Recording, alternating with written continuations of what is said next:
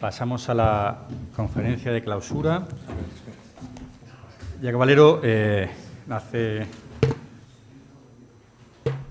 en Barcelona, estudia Ingeniería Civil en la University College de Londres.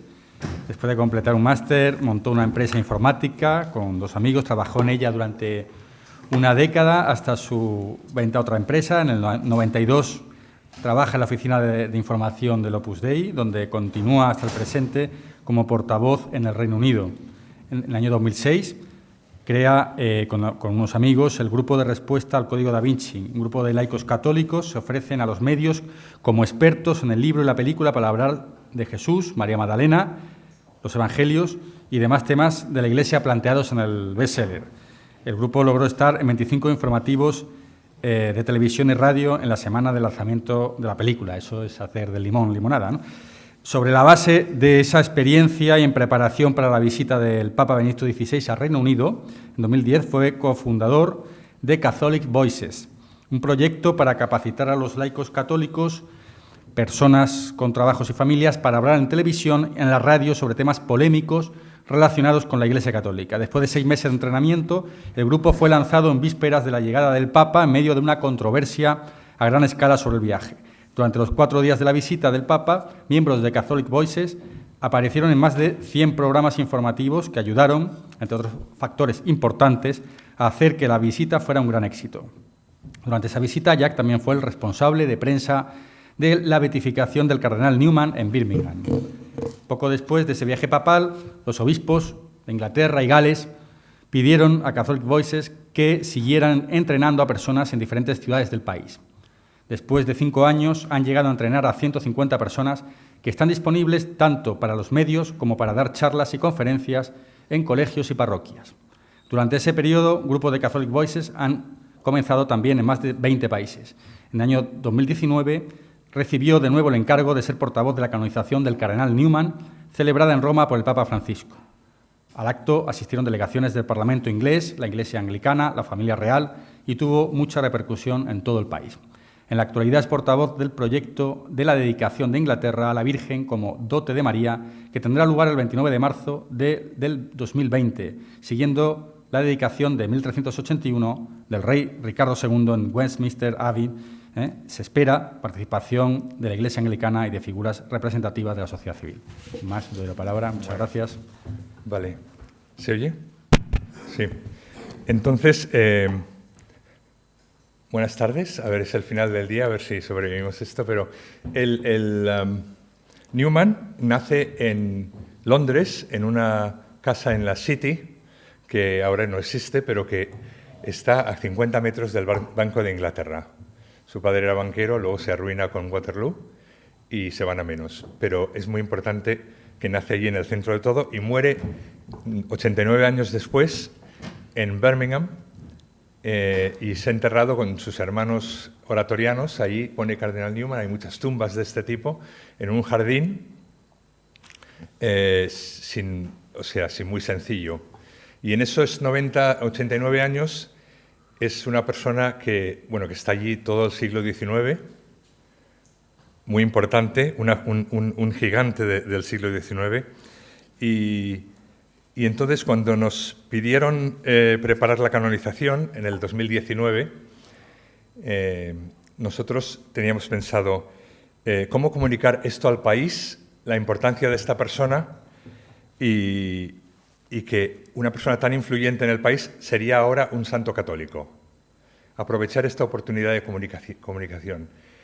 Y nosotros hicimos un plan que ahora voy a explicar. Nosotros, un equipo de comunicación, que era yo con otros jóvenes y un par de personas del oratorio, que hicimos un plan de comunicación para aprovechar esta oportunidad.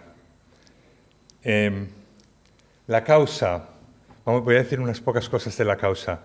Porque Newman muere en el 1890, pero tarda mucho en empezar esta causa.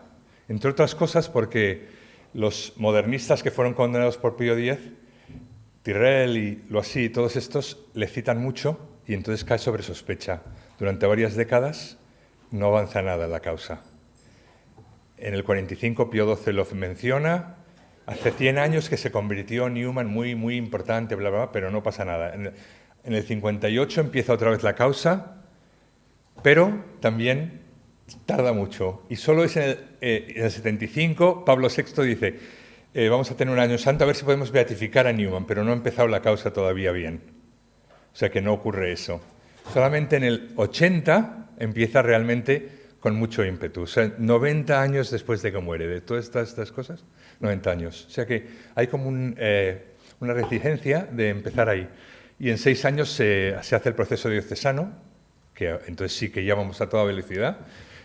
En el 91 se declara, Juan Pablo II declara las virtudes heroicas y ya es venerable. Y en el 2001, 10 años más tarde, se declara un milagro, ocurre un milagro de la curación de un diácono, Jack Sullivan, en Boston, que es reconocido en el 2009 por Benedicto XVI, que dice que él mismo va, rompiendo el protocolo, va a venir él a Inglaterra a beatificarlo, en el 2010 en Birmingham. Y la beatificación, que fue allí muy, muy interesante, que estuvo Eugenio y otros, y mucha gente, fue un acto muy bueno. Hubo como una controversia alrededor de esto, porque primero el viaje del Papa fue controvertido, hemos visto, por eso nació Catholic Voices y lo aprovechamos mucho esta controversia, pero en realidad hubo muchas controversias sobre el hecho que se había enterrado con otro oratoriano y entonces hubo un activista gay que dijo esto es porque es homosexual y estas controversias pequeñas que luego pues empañan toda la comunicación que hubo en esa época. Luego no se sabía si los anglicanos les gustaría el hecho de que uno de los que se fueron ahora sería proclamado beato. Y luego hubo un artículo muy importante en el Sunday Times diciendo que este milagro no era tal milagro, que había sido todo fijado y tal. O sea que en realidad hubo muchos interrogantes ahí que dejaron, aunque la ceremonia fue muy bonita y la gente contenta, pues dejaron interrogantes en la mente de la gente que queríamos nosotros sobreponer, o sea, superar estas controversias.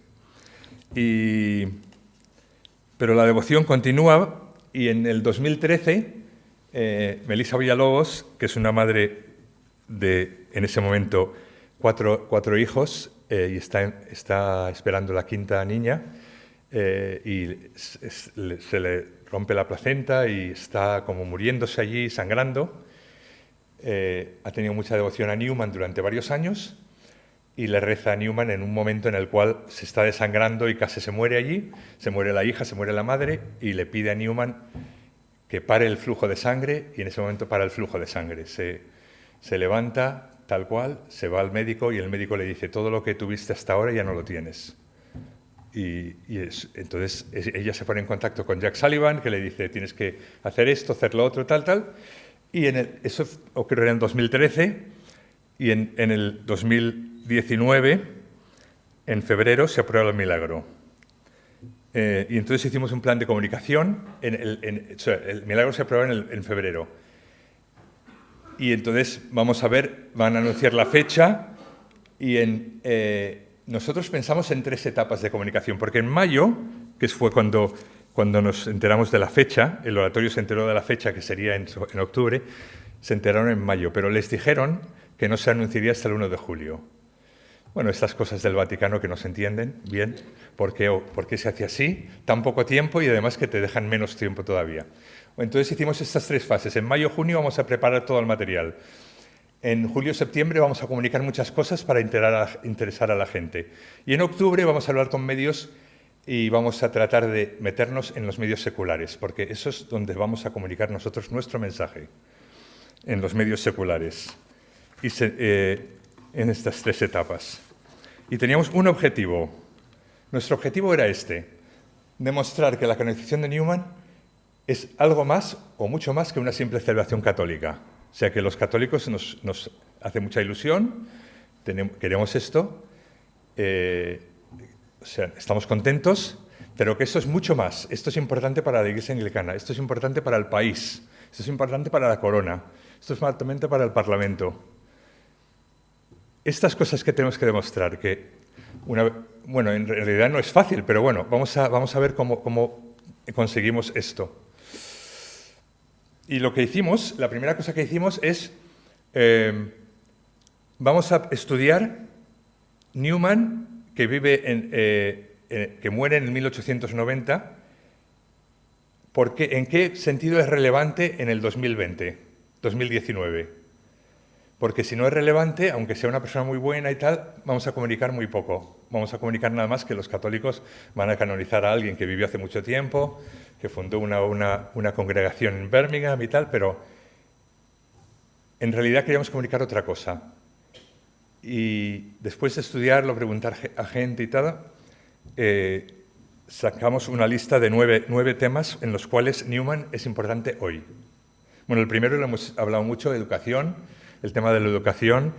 Hemos pasado toda la mañana hablando de esto, o sea, no voy a repetir todo lo que se ha dicho, pero me acuerdo que cuando me dieron este trabajo de ser el portavoz de la canonización, le dije a un grupo de amigos en Oxford, estábamos en una fiesta y no había ningún católico en esta mesa que estábamos sentados, y yo dije, me han nombrado portavoz de esta canonización, y de las 8 personas que había ahí, el que más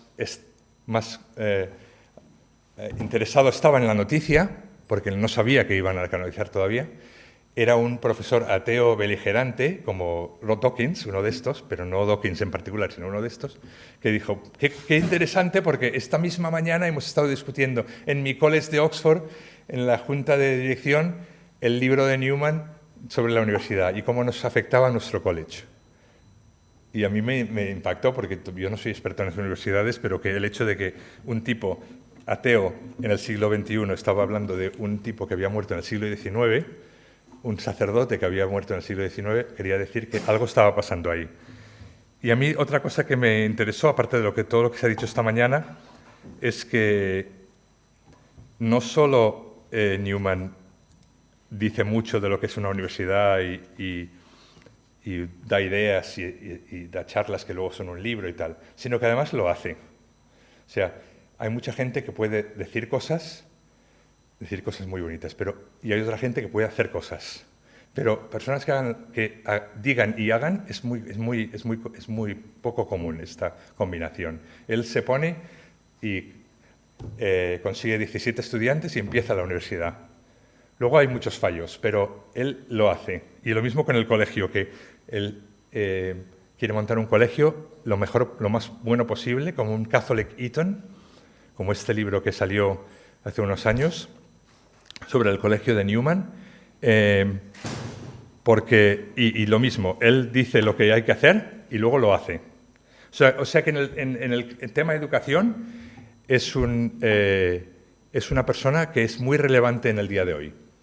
Luego, el segundo tema que también ha salido hoy es la conciencia, ¿no? Nos han contado la historia del Vaticano I y de la carta al duque de Norfolk y todo eso, y de cómo eso refleja en la conciencia, las enseñanzas de la conciencia que salen de Newman, que han salido también en Calixta incluso y en los sermones, son las enseñanzas que salen en el Catecismo del 92, o sea, 100 años más tarde, salen en el Catecismo de la Iglesia Católica. Pero esta cuestión sigue abierta, ¿no? Una cuestión que es, ¿un católico con convicciones fuertes puede estar en el gobierno?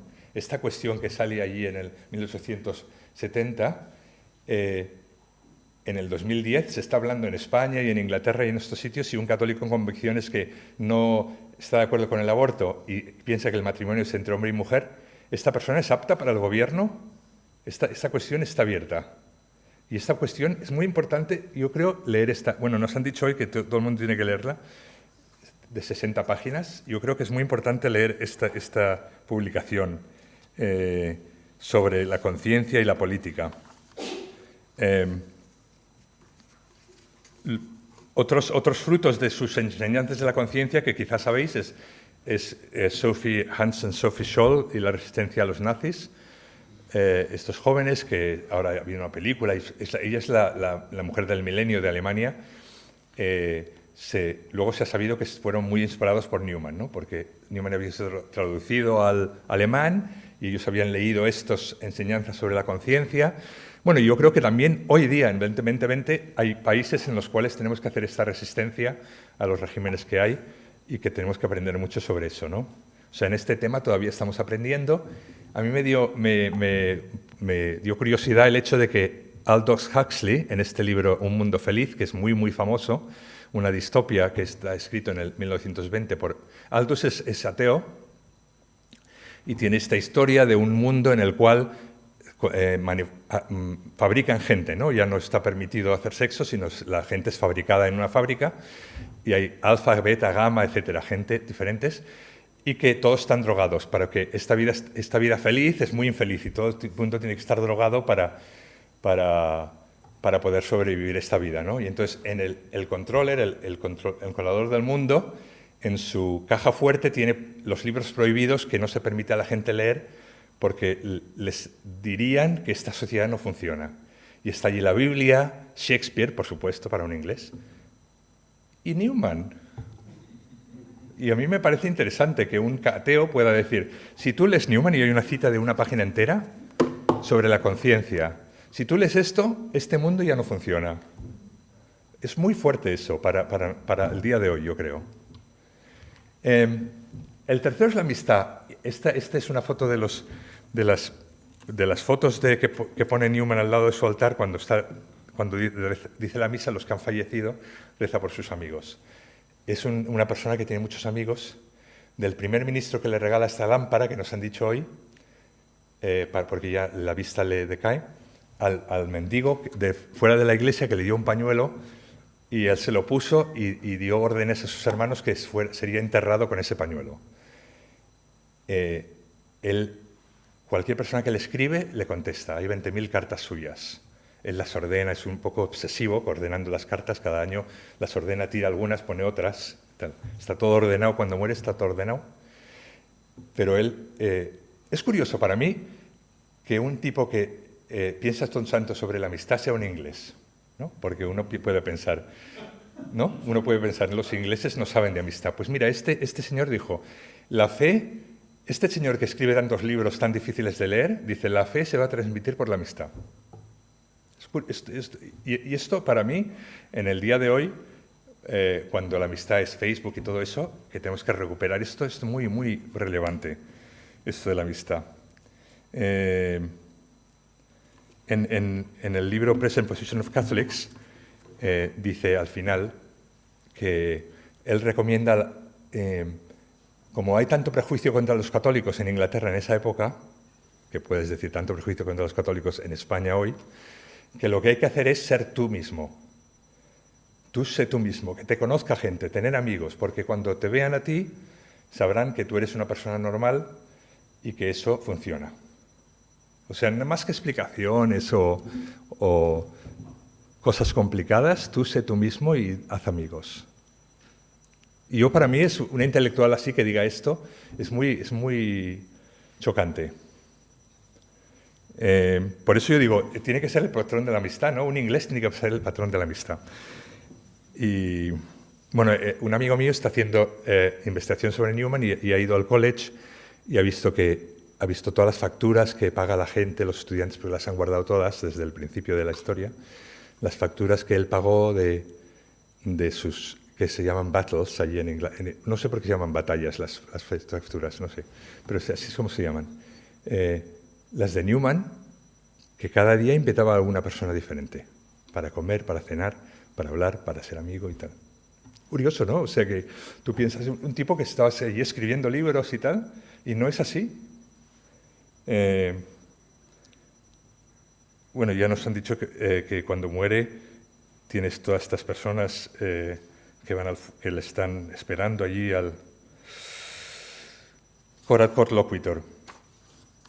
Bueno, la cuarta cosa es los laicos. Esta cita tan famosa de Present Position of Catholics, quiero un laicado formado para poder cambiar el mundo. Los laicos, no era suficiente tener tu fe, hay que cambiar el mundo y para eso los laicos tienen que tener formación.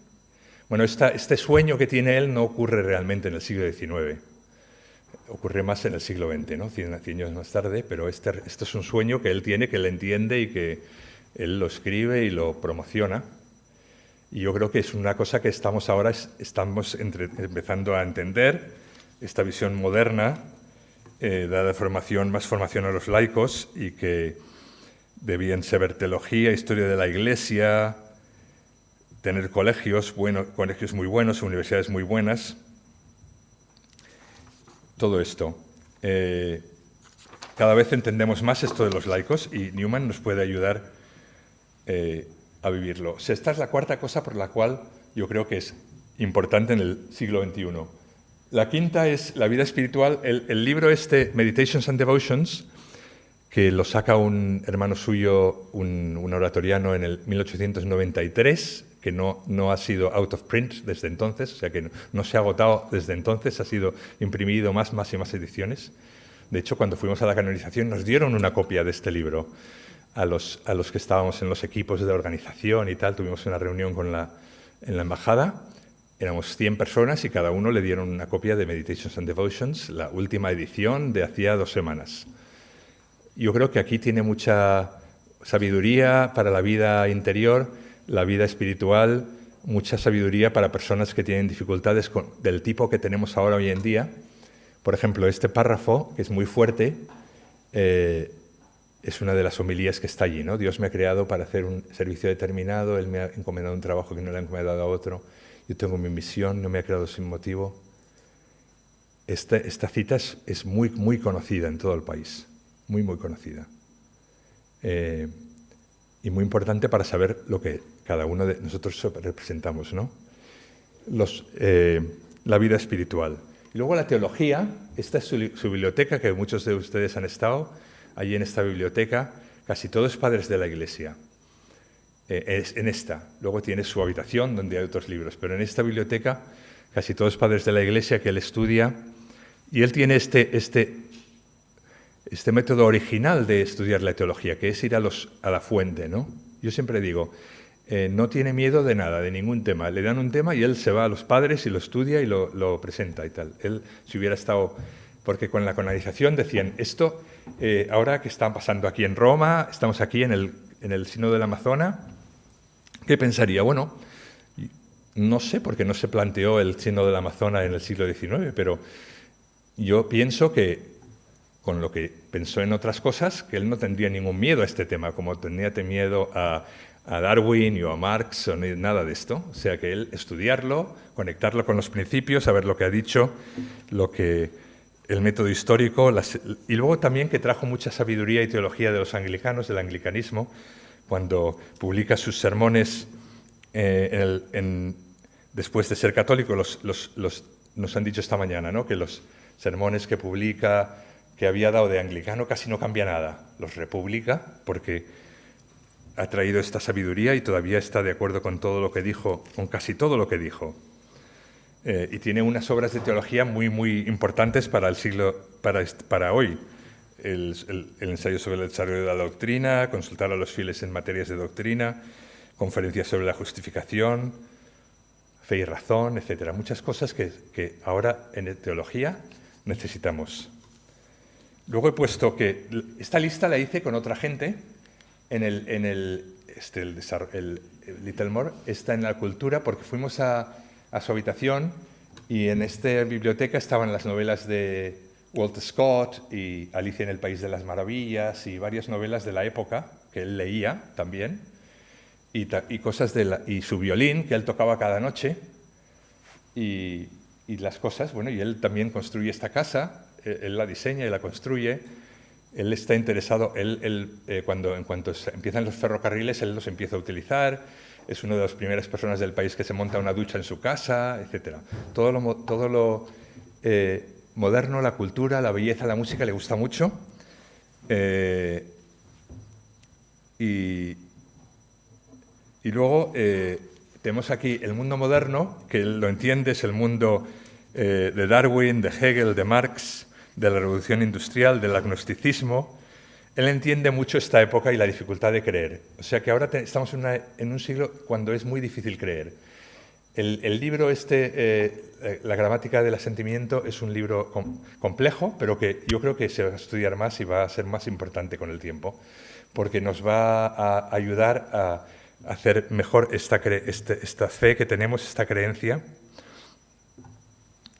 Y yo veo a Newman como un buen compañero en el camino de la fe, en el día de hoy. Un buen compañero, una persona que te puede acompañar en este camino. Y la novena cosa era Birmingham, ¿no? Porque él muere allí. Aquí esta placa la pusieron cuando hubo la beatificación, pero en Birmingham hizo muchas cosas. En la ciudad, bueno, 15.000 personas estaban allí cuando murió, viendo pasar su ataúd hasta el sitio donde lo enterraron. Muchos amigos. El alcalde vino a la canonización. El alcalde es musulmán, el alcalde de Birmingham, Mohammed Amis, vino a la canonización. Estuvo allí en la primera fila con el príncipe y los parlamentarios, etc. Una persona, y yo hablé con él y me contó, sí, Newman es muy importante para nuestra ciudad. Al día de hoy queremos hacer esta publicidad. Entonces pusimos una web y después de mucho hablar tuvimos este tema, ¿no? The Journey to Sainthood, el camino hacia la santidad de Newman y nuestro. Y con todas estas cosas que teníamos allí,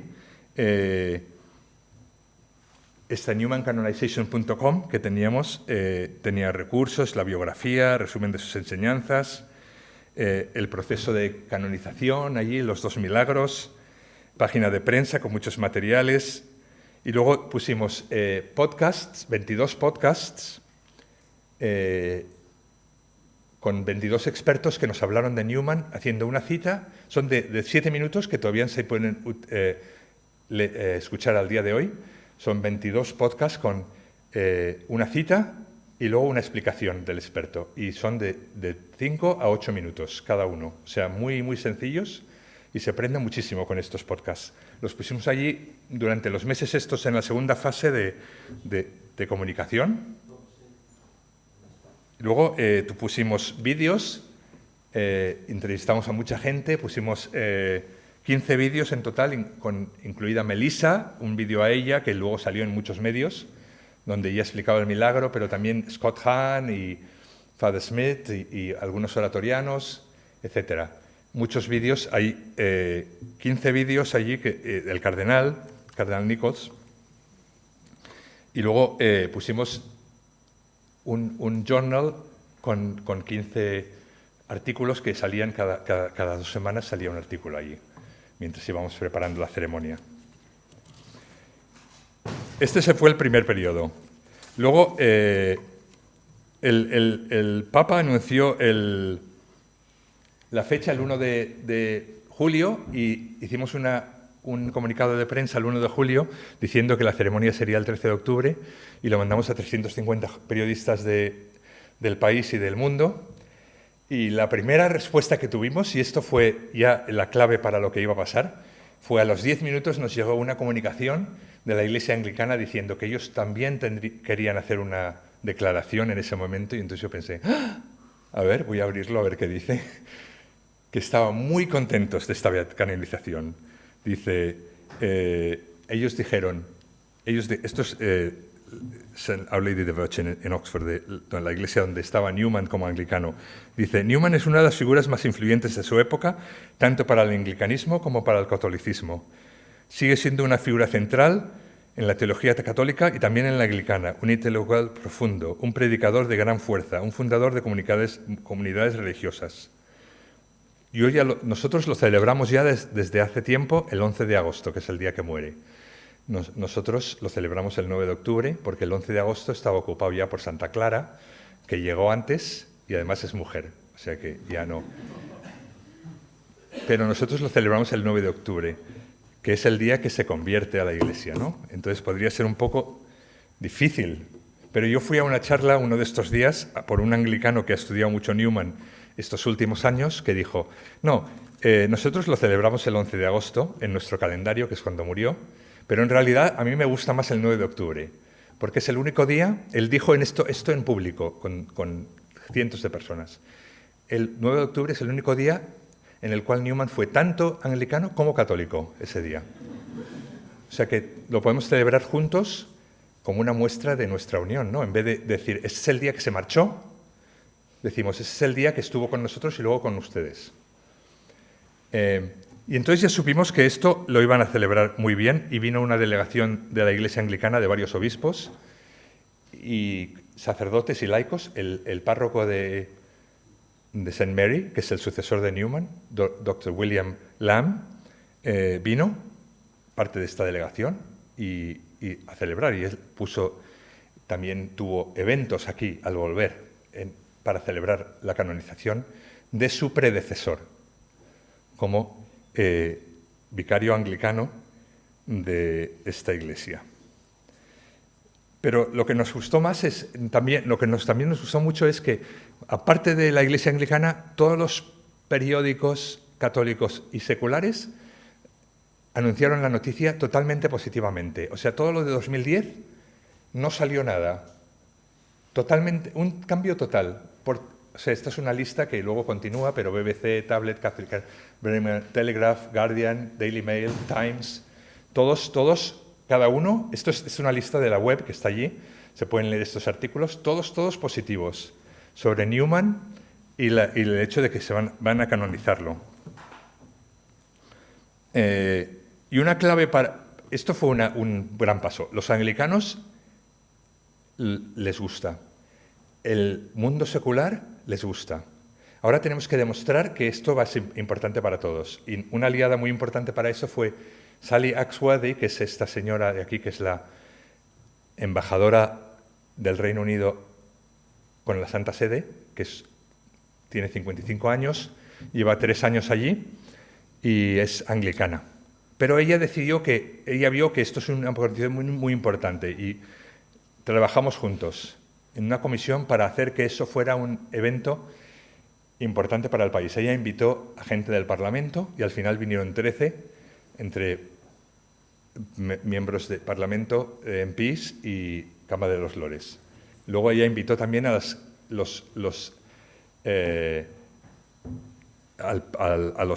cabezas de las colleges donde estuvo Newman. Y luego también vino el príncipe Carlos, como ha visto ahí, y allí al lado, detrás de él, está Christie, un miembro del Parlamento que se encarga de la libertad de religión, que lo mandó Boris Johnson. Bueno, en esa época Boris, que era el primer ministro, era un poco controvertido, entonces él no vino, menos mal. Pero vino que es de su representación suya, del gobierno, como el enviado de libertad religiosa.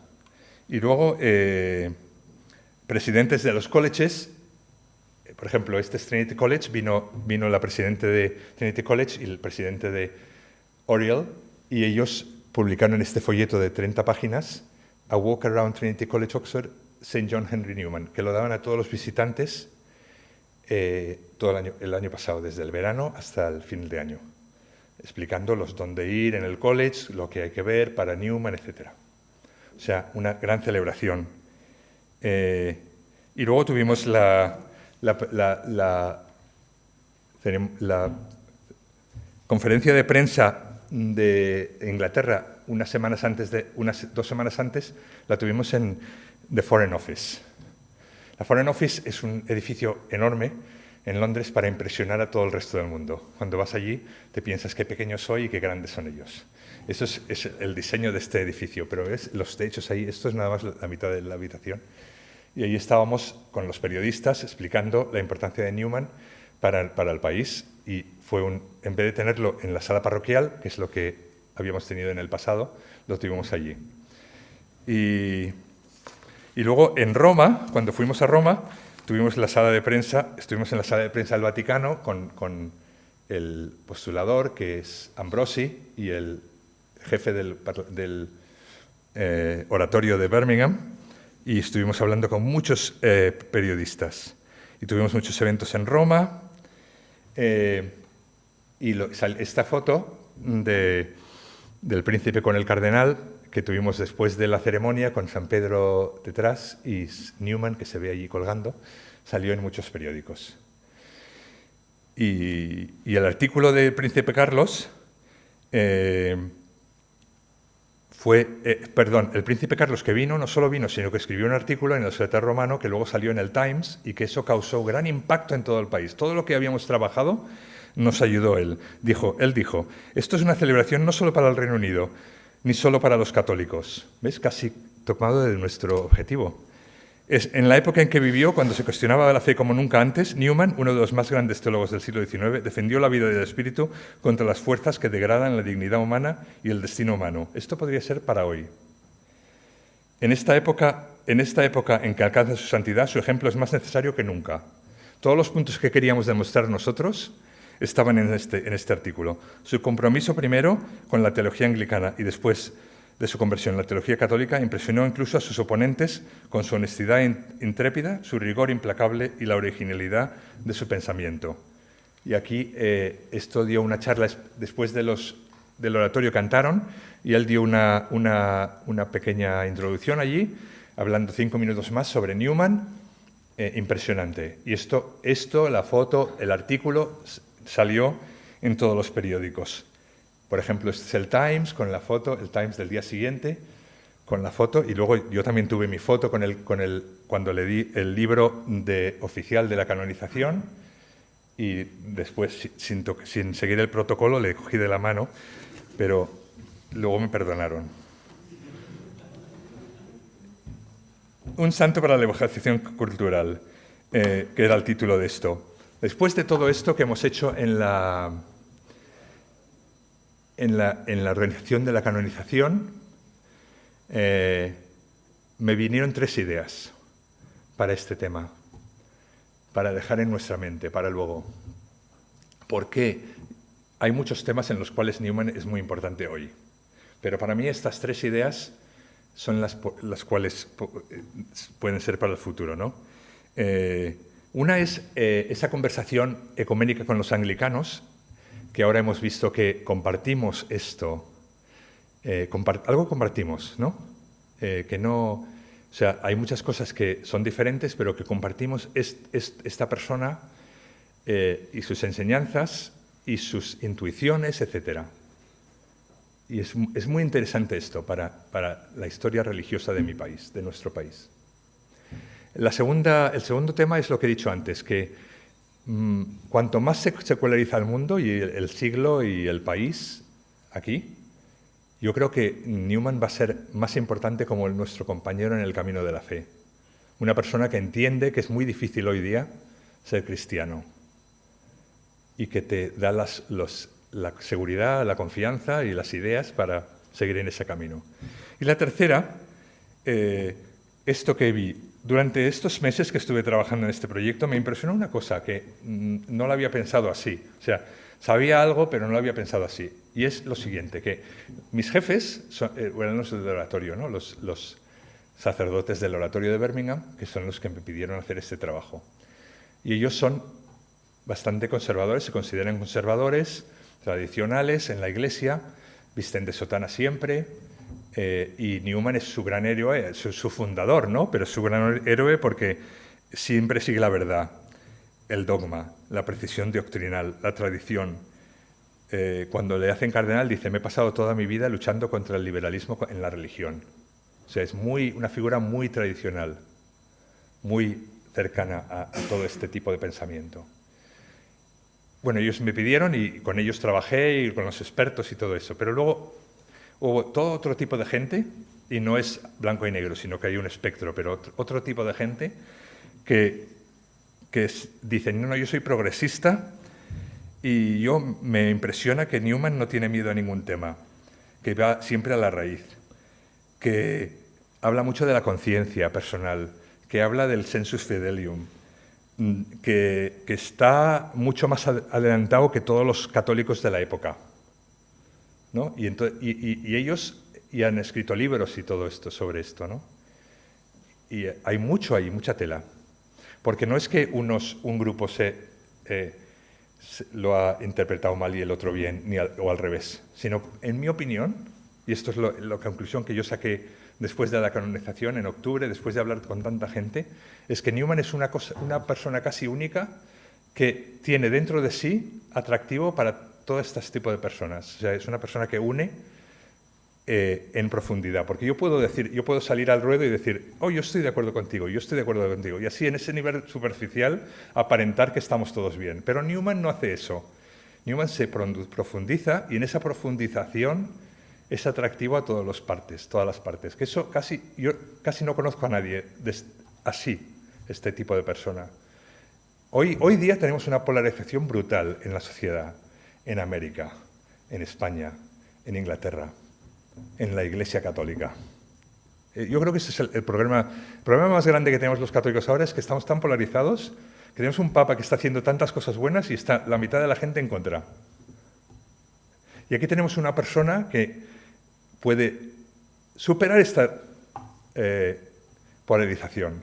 Para mí eso es impresionante, esta idea de que podemos superar la polarización en profundidad y no pretendiendo que nos entendemos, sino en profundidad ir a las ideas y ver que sí que tenemos razón. Esto tiene razón aquí, esto tiene razón aquí, y buscamos todos los puntos en común. No el punto medio, que eso no sirve para nada, sino todos los puntos comunes que tenemos, que son muchos, para eso. El 12 de octubre tuvimos un simposio allí en Roma con muchos cardenales dentro del Vaticano, hablando de Newman. Cada uno tenía 20 minutos y en la charla que dio Cardenal Ouellet, que es el que está hablando aquí, su charla era sobre la teología de Newman. Y llegó un momento que dice, pero lo que hay que hacer ahora es nombrarlo doctor de la Iglesia. Bueno, eso ¿cómo se hace? Se hace porque la conferencia episcopal del país donde viene, que es la de Inglaterra y Gales, lo pide y otras conferencias episcopales lo apoyan. Pero él nos decía, yo estoy en Roma, lleva la congregación de los obispos, la puerta está abierta, entonces empujáis y la puerta está abierta. Pero, o sea que eso es buena noticia. Pero a mí lo que me impresionó es que cuando dijo eso, de repente se emocionó al decir eso, diciendo, esto es tan importante para mí, yo he esperado como 20 años para decir esto en esta sala, y no pudo hablar durante 3 o 4 minutos de silencio, toda la sala en silencio, y él emocionado, que la gente no quería decir nada porque veía que esto era un momento muy importante para la Iglesia. Y luego ya continuó. Pero para mí fue revelador esto, ¿no?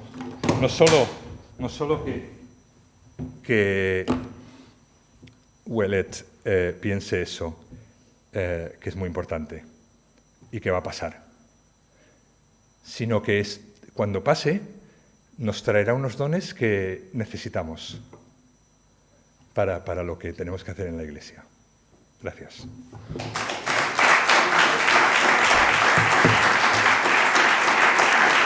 Bueno.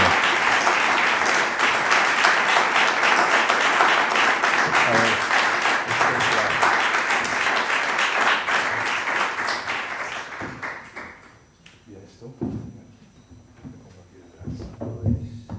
Simplemente ya es el momento de la clausura. Sentimos mucho que Monseñor Juan Antonio Martínez Camino no haya podido venir. Hubiera sido la clausura definitiva, fundamental.